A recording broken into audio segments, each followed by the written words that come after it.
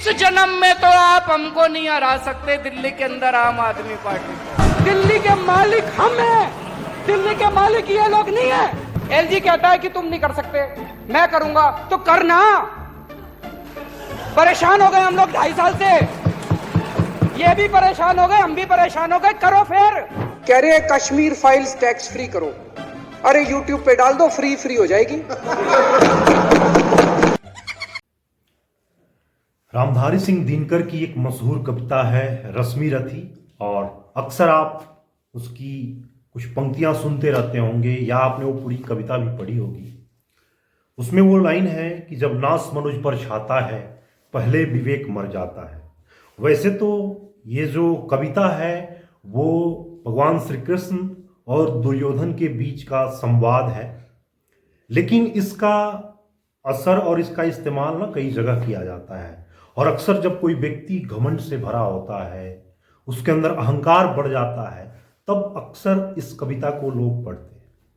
तो इसमें आगे एक वो लाइन आता है जब भगवान श्री कृष्ण कहते हैं कि हित वचन नहीं तूने माना, मैत्री का मूल ना पहचाना, तो ले मैं भी अब जाता हूँ, अंतिम संकल्प सुनाता हूँ, याचना नहीं अब रण होगा, जीवन जय की या मरण होगा। वैसे तो राजनीति में जीत हार चलती रहती है, लेकिन इस जीत हार के बीच में कई ऐसी शिक्षा होती है, कई ऐसी चीजें होती है जो हम सबको सीखना चाहिए। चाहे आप किसी पार्टी पॉलिटिक्स से मतलब रखते हो, किसी को सपोर्ट करते हो या ना करते हो, लेकिन जीवन में उससे आप अपने जीवन में पॉलिटिक्स से अलग हटकर भी उससे क्या सीख ले सकते हैं, वो दर्शाता है ये दिल्ली का जो अभी चुनाव का जो रिजल्ट आया कल, उसमें बहुत सारी बातें छुपी हुई है। सबसे पहले अरविंद केजरीवाल के वो 3-4 जो बयान हैं जहां पर उनका अहंकार एकदम प्रकाष्ठा पर था, उसको आप सुन लीजिए, उसके बाद हम कुछ आगे डिस्कस करेंगे। पूरी दुनिया में आज तक कोई ऐसी पार्टी नहीं हुई जिसने इतनी तेजी से तरक्की करी हो, इतनी तेजी से तरक्की करी हो। मुझे लगता है हमें Guinness book of world record वालों से पूछना चाहिए, भाई जरा पता करके बताओ कोई, नहीं तो हमारा नाम लिख दो उसके अंदर। कल भी मैं कह रहा था, मैं अपने काउंसलर से कल रात को मिला था कि एक एमएलए बनने के लिए, एक काउंसलर बनने के लिए लोगों की जिंदगी बीत जाती है, चप्पलें घिस जाती है, जूते घिस जाते हैं, कि नहीं है? एक एमएलए बनने के लिए, एक काउंसलर बनने के लिए। और ये एक पार्टी, छोटी सी पार्टी 10 साल पहले बनी थी, पहले दिल्ली में सरकार बन गई भारी बहुमत से, कांग्रेस की 0, बीजेपी की 3, आम आदमी पार्टी की 67 सीट, छोटी सी पार्टी, 1 साल पुरानी पार्टी।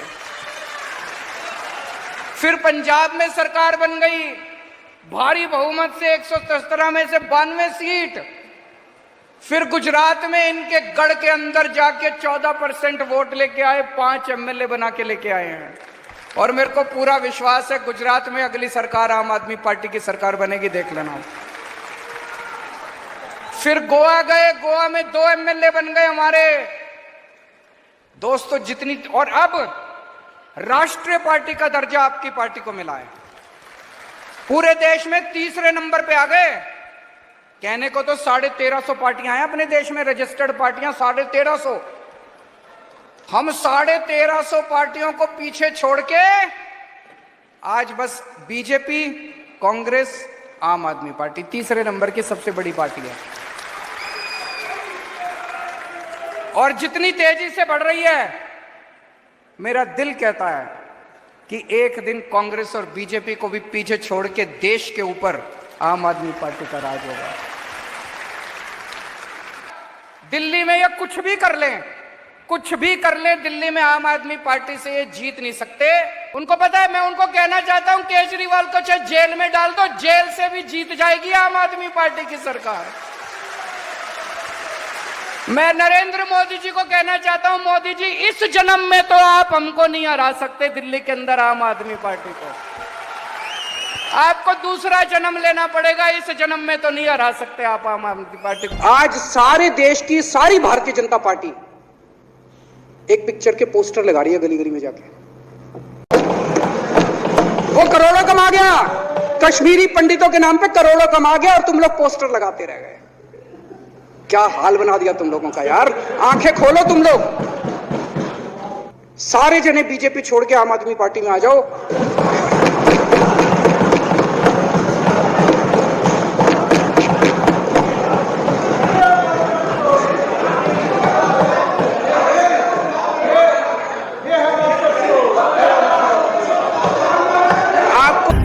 कहता है कि तुम नहीं कर सकते, मैं करूंगा, तो करना।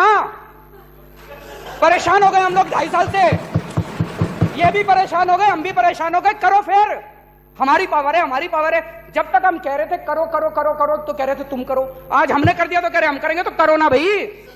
क्यों नहीं कर रहे आप केएलजी साहब? अगर असेंबली की पावर है तो आज हो रहा है ये। तो आपकी प्रोसीजर क्या है कि लॉ डिपार्टमेंट का ये नहीं आया तो हमको जनता बेवकूफ है जो हमको चुना था, तो लॉ सेक्रेटरी को ही चुन लेती जनता। जब अगर यहाँ पे जो अभी उप मुख्यमंत्री ने बोला, अगर यहाँ कोई प्राइवेट मेंबर भी बिल पेश कर दे और ये पास हो जाए, कोई नहीं पूछने वाला लॉ सेक्रेटरी को और फलाने ढिमके सेक्रेटरी को। ये सेक्रेटरी चला ले तो ये देश डूबता थोड़ी, हमारी थोड़ी जरूरत पड़ती। ये ब्यूरोक्रेसी से नहीं चलता देश, डेमोक्रेसी से चलता है देश। दिल्ली के मालिक हम हैं, दिल्ली के मालिक ये लोग नहीं।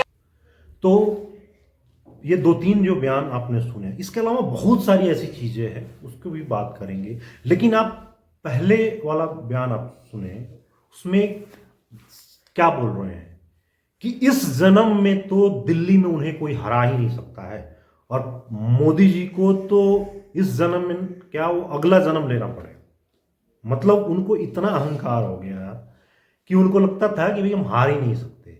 राजनीति में जय और पराजय ये व्यक्ति पर निर्भर नहीं करता है, ये जनता पर निर्भर करता है। और ये महामूर्ख व्यक्ति होगा जिसे ये लगने लगे राजनीति में कि मैं परमानेंट के लिए।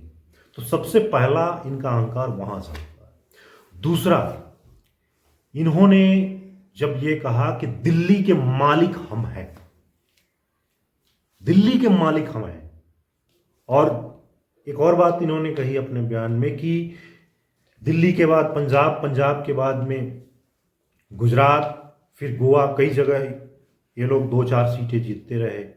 और इनके अंदर ये लगने लगा कि ये पूरे देश पर, इन्होंने कहा कि पूरे देश पर एक दिन हम राज करेंगे।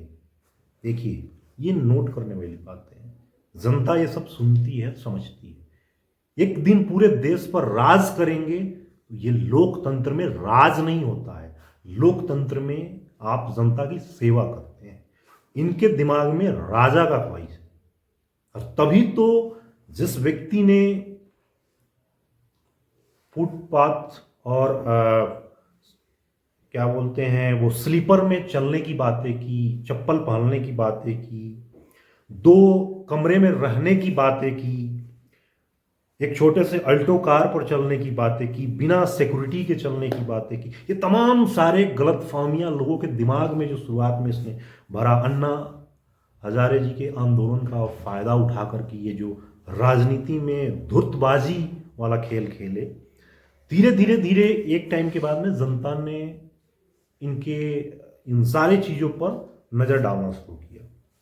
ठीक है, कुछ जो वादे इन्होंने किए वो पूरे भी किए, फ्री के नाम पर बहुत सारी चीज़ें भी दिए, लेकिन सबसे महत्वपूर्ण बात यही था इनका अहंकार। एक तरफ चाहे अच्छा या बुरा जो भी हो, एक व्यक्ति जो प्रधानमंत्री के रूप में लगातार तीसरा बार चुन करके आया है, लेकिन कभी भी उसने राज करने वाले शब्द का या सत्ता का सुख वाले शब्द का, इस तरह की चीज़ों का कभी जिक्र नहीं किया। इतने बड़े पद पर देश के प्रधानमंत्री के रूप में बैठने के बाद भी वो खुद को जनता का प्रधान सेवक कहते हैं। मतलब वो हर बार यही बात करते हैं कि जब भी एक विशाल जीत आप, विशाल सफलता आप हासिल करते हैं तो जीवन में विनम्रता आना जरूरी है। और ये सीख है। इसलिए मैंने कहा कि पॉलिटिक्स में हर चीज पॉलिटिक्स के दृष्टिकोण से नहीं देखना है, इसमें छुपी बहुत सारी ऐसी चीजें होती है जो हमारे आपके जीवन पर भी लागू होता है। कि जब सफलता के आप ऊंचाइयों पर हो, जब आप चाहे आप राजनीति में हैं, चाहे सामान्य जीवन में हैं, चाहे बहुत बिजनेसमैन हैं, आपने बहुत सारे पैसे कमा लिए या किसी बड़े पद पर आप पहुंच गए, तो सबसे जरूरी चीज है कि आप उस पर कितना दिन तक बने रहते हैं, और उस बने रहने के लिए आपके अंदर विनम्रता कितनी। खास करके जो लोग पॉलिटिक्स में होते हैं, उनका तो सारा लेना देना और सारी उनकी जो कुर्सी है, उनका जो पद है, वो सब कुछ निर्भर ही होता है लोकतंत्र में जो मालिक है जनता, उसके ऊपर निर्भर करता है। जनता जब तक आपके साथ है तब तक आप खुद को राजा महाराजा कुछ भी समझ ले, लेकिन जनता जिस दिन आपको किक मारेगी, आप पता नहीं चलेगा फुटबॉल की तरफ कहाँ जाकर मिलेंगे।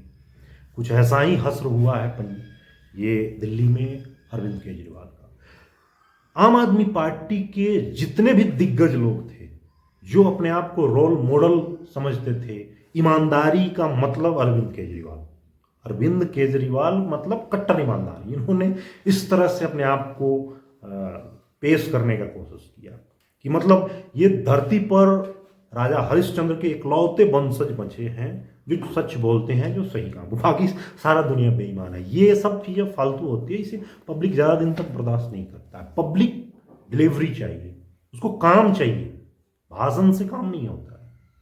आपके अच्छा या बुरा, लालच के रूप में या जैसे भी, आपने अगर जनता को वादे किए हैं तो आपको पूरा करना पड़ेगा। ये जरूरी होता है राजनीति में। इनका अहंकार टूटा, दिल्ली की जनता ने 2 बार इन्हें मौका दिया, एक पूरा टेन्योर 5-5 साल किया, उससे पहले भी वो बने, लेकिन लगातार वो जो अपना वादा था उस पर लगातार वो विफल होते चले गए। और अंत तक सबसे जो गलत बात थी वो ये कि झूठा आरोप लगातार अपने जो बीजेपी है या जो विपक्षी पार्टी है या प्रधानमंत्री है, खास करके प्रधानमंत्री, तो कभी सेना के ऊपर उस तरह की बयानबाजी, तो कभी जो कश्मीर फाइल फिल्म बनी थी उस पर पंडितों के ऊपर उल्टी पुल्टी बयानबाजी। तो ये सारी चीजें पब्लिक देखती है। पब्लिक को वहीं दिल्ली की जनता जिसने बीजेपी को लगातार 3 बार पूरी की पूरी लोकसभा में 7 के 7 सीट बीजेपी को दिया है, अगर आप उसी जनता से वोट लेते हैं तो किस तरह से आप किस हिसाब से प्रधानमंत्री को गाली दे सकते हैं? अरे जनता वही है। दिल्ली की जनता खुद खुलकर बोल रही थी कि भाई सेंटर में हम बीजेपी को वोट देंगे, लेकिन स्टेट में हम यहां पर दिल्ली में आम आदमी पार्टी को वोट देंगे। लेकिन उन सबको दरकिनार करके उन्होंने ये इतना मूर्ख कोई कैसे हो सकता है? उसे यह समझना चाहिए कि दिल्ली की वही जनता है जो प्रधानमंत्री मोदी को पसंद करती है और उसे 7 के 7 सीट उसे दिल्ली का उसके झोली में डाल देती है। तो उस जनता से हमें वोट लेना है तो कम से कम प्रधानमंत्री को तो गलत शब्दों का इस्तेमाल ना करें। उनके माँ के ऊपर भी गलत कमेंट किया, तो ये सब चीज़ें नहीं चलती है। फिर आपने 2 कमरे की बात की और करोड़ों रुपए लगा करके आपने आलीशान महल बनाया, वो भी वैसा जो बिल्डिंग था जो मुख्यमंत्री का अधिकृत आवास नहीं है। अलग अलग जगह पर मुख्यमंत्री वहाँ रहते हैं दिल्ली में। उसके बाद में शराब घोटाला आपका सबसे फेमस हुआ, उसमें सबको 1 by 1 जेल भी जाना पड़ा। शिक्षा, स्वास्थ्य और रोजगार, ये सारे मॉडल आपके फ्लॉप कर गए। और जो आपने कहा था कि मुफ्त बिजली, मुफ्त पानी, तो पानी और मुफ्त बिजली तो हो सकता है मिल रहा हो, बट पानी वाला मुद्दा आपको इनको ले डूबा। साफ सुथरी पानी जनता को नहीं दे पाए। यमुना नदी को पवित्र करने की, साफ करने की बात की, वो नहीं कर पाए। ये सब चीज़ें जनता देखती है ना। तो राजनीति में कुछ भी परमानेंट नहीं होता है, बिल्कुल क्रिकेट की तरह है, आज कोई और टीम, कल कोई और टीम। तो 27 साल बाद बीजेपी को ये मौका मिला है और बीजेपी के पास अरविंद केजरीवाल जैसा झूठ बोलने का या टालने का कोई इनके पास ऑप्शन नहीं रहेगा, क्योंकि अरविंद केजरीवाल तो हर बात में यही कहते थे कि हमें काम नहीं करने दिया जा रहा है, एलजी कभी रोक रहे हैं, कभी सेंटर रोक रही है, तो ये सब फालतू बातें थी।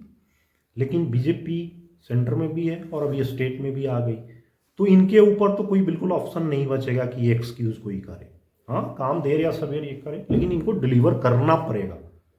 दूसरी चीज, पंजाब में जो आम आदमी पार्टी ने वादे किए कि हम 1,000 रुपये देंगे सब महिलाओं को, 2-3 साल हो गए, आज तक वहाँ शुरू नहीं हुआ। इसका असर पड़ा कि भाई आपने एक जगह जहाँ वादा किया वहाँ पूरा नहीं किया, तो दिल्ली में आप कैसे देंगे।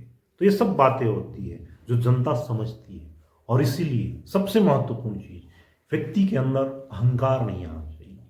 आप किसी भी सेक्टर में हो, किसी भी फील्ड में हो, पॉलिटिक्स में हो, सामान्य जीवन में हो, बिजनेस में हो, या कोई और काम करते हो, अहंकार का मतलब सर्वनाश। ये पॉलिटिक्स का जो रिजल्ट है दिल्ली का, ये यही शिक्षा देती है। बाकी आपको कैसा लगा आप जरूर बताइएगा। Thank you.